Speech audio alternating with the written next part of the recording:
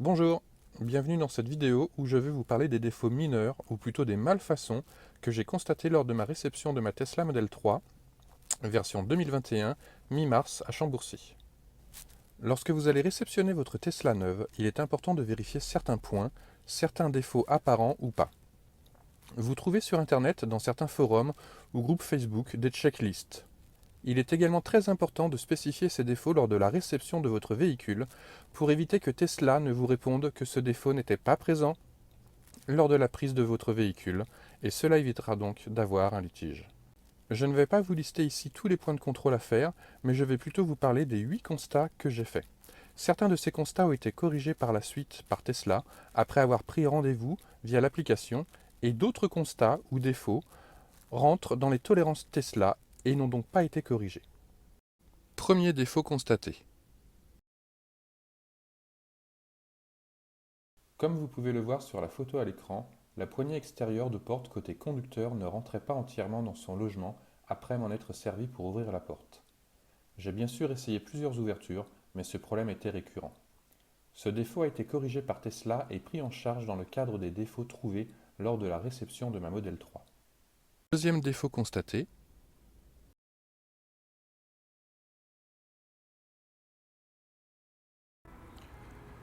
Deuxième défaut constaté, la porte avant droite du passager n'était pas alignée, ou plutôt était mal alignée en position ouverte. Troisième défaut constaté. Le volant n'était pas droit lorsque la direction l'était, ce qui était un peu déstabilisant, surtout pour une voiture neuve.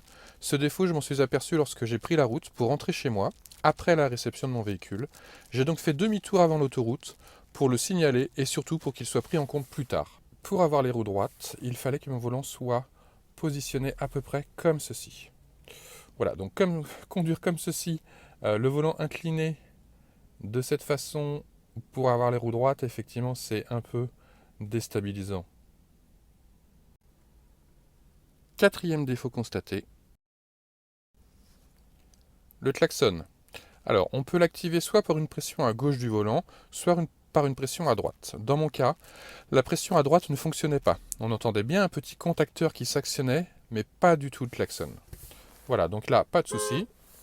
Le klaxon fonctionnait correctement.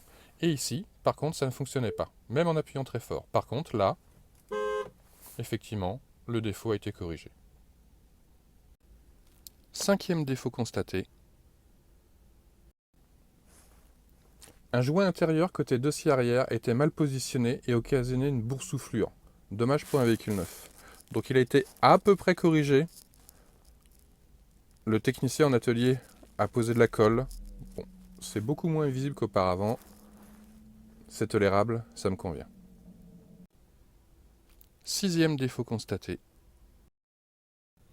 J'ai également constaté lors de la réception de mon véhicule que les poignées extérieures des portes arrière étaient légèrement plus enfoncées que les poignées des portes avant. Des mesures ont été prises en atelier et ça rentre parfaitement dans les standards et dans les tolérances Tesla. Il n'y a donc pas eu de correction à ce niveau. Septième défaut constaté. Ce septième défaut est un surplus de colle sur le verre du pavillon de toit arrière au niveau du coin, comme vous pouvez le voir sur la photo. Depuis, tout a été nettoyé par Tesla, il n'y a plus aucune trace.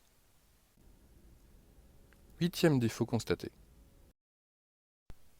Dernier défaut pour terminer, qui en fait n'en est pas un, le joint au niveau de la porte du coffre. Comme vous pouvez le voir sur la photo, on voit un jour derrière le plastique au niveau de la serrure, et pour moi je pensais que le plastique venait derrière le joint. Apparemment non, c'est standard sur toutes les Tesla 2021. Voilà, c'est tout pour cette vidéo. N'hésitez pas à liker cette vidéo en appuyant sur le pouce et à laisser des commentaires. Merci et bon visionnage à tous.